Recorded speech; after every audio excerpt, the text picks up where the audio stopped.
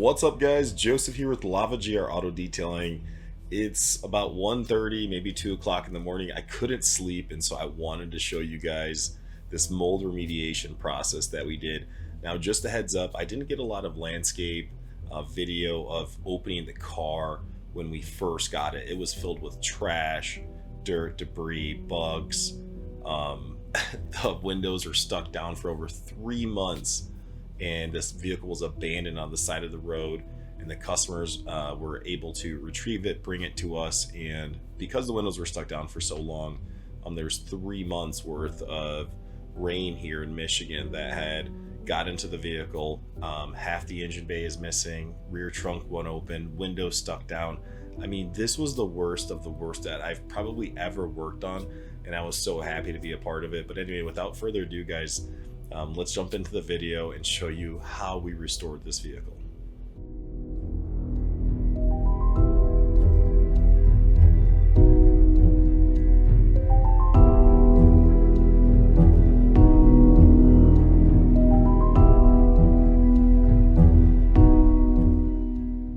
So there's not much to really say here. Just looking at the vehicle, you can tell that it's completely destroyed. This is after we emptied it out. It was filled with clothes that were moldy, old shoes, toys, and even more trash. But everything from the headliner to the seats are just covered in mold, and the main chair in the back, which was the biggest problem area, actually had like fuzzy hairs growing out of the mold. So this has been going on for a long time, and it might make you wonder, like, how are we going to attack this? But I'll show you that here in the next part.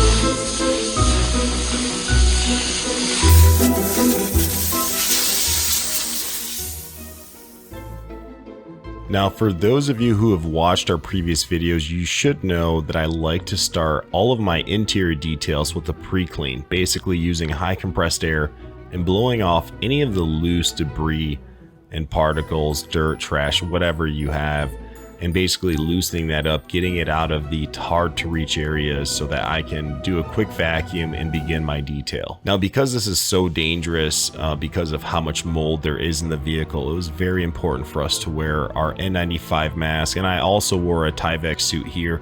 I was a little warm, so I did unzip it, but I did change all of my clothes right after the pre-clean and in between the detail from time to time if I felt that, you know, I was endangering myself or my employees as well.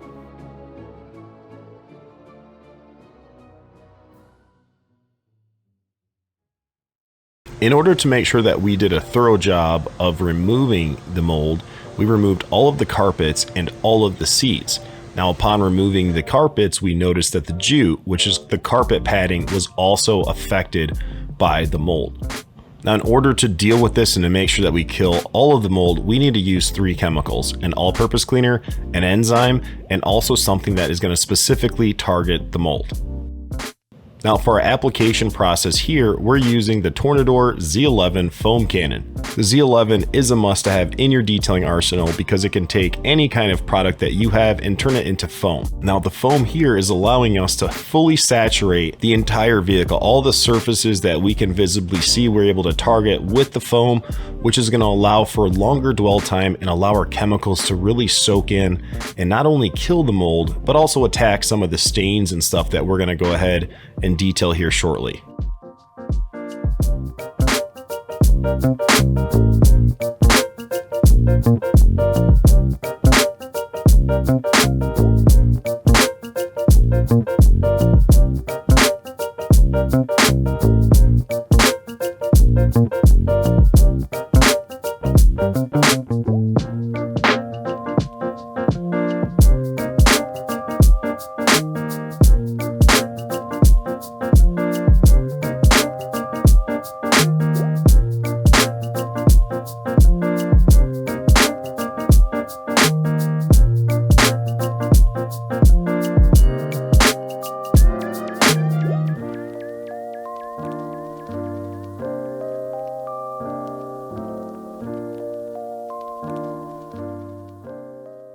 The door jambs were horrible, so I went ahead and power washed those using our brand new power washer, and then I began my interior detail. Now, for those of you who haven't seen any of our interior detailing videos to see our full process, I highly recommend you go back a little ways and check out our interior detail, and you can see exactly what I'm doing. But if you have any questions on my process here, please feel free to leave a comment below.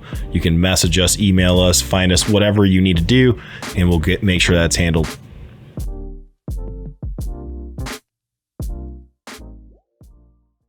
So you might have forgotten that, yes, we did clean the interior of the Jeep, but we still have not gotten to the carpets.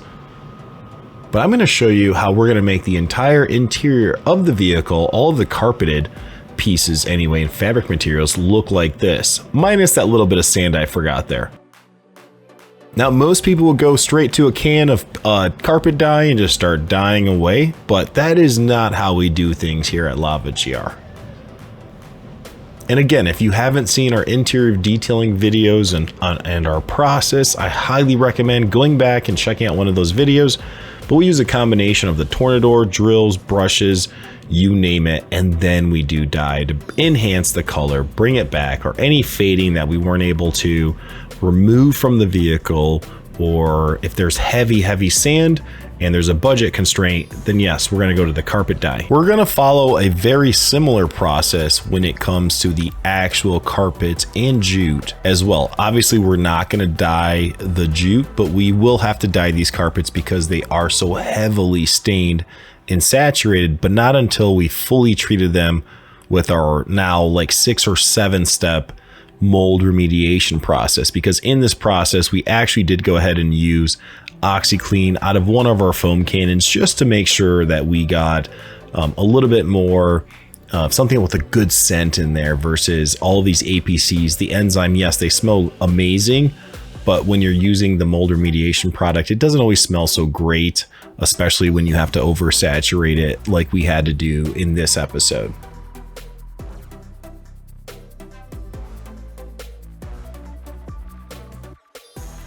So the carpets are done. They are now hanging up to dry. Drop some comments below to let me know what you guys think of the before and afters on these carpets.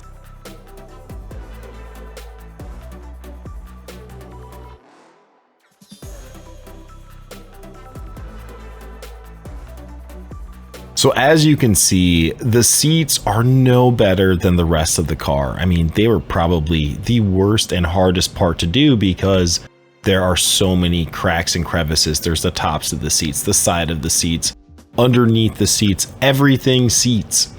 But luckily I had my right-hand man there, Zach, who actually came in a little bit later in the video and started helping me. He was working on a biohazard of his own. It was a semi truck that was just from hell.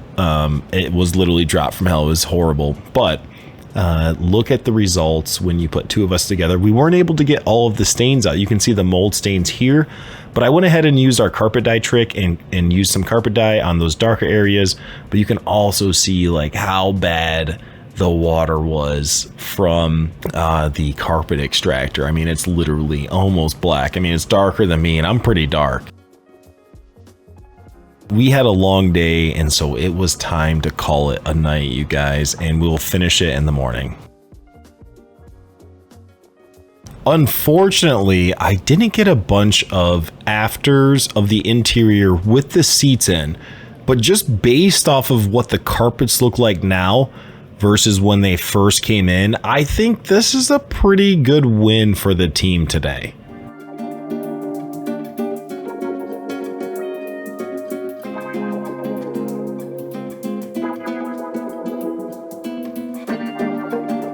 Now, even though we didn't show it in this video, we did run our ozone shock generator for several hours in this vehicle multiple times per day for the scent and also to kill any kind of airborne particles that we weren't able to visibly see or touch. Now, we also went ahead, as you can see, and fumigated the entire vehicle one more time with a great enzyme and some all-purpose cleaners for some more freshness. Now, because I wasn't entirely happy with the scent, I went ahead and used one of our Technician's Choice canisters. I think this was neutral air, and just released it to fumigate the vehicle one more time to try to rid of that ozone smell and also the mold remediation product.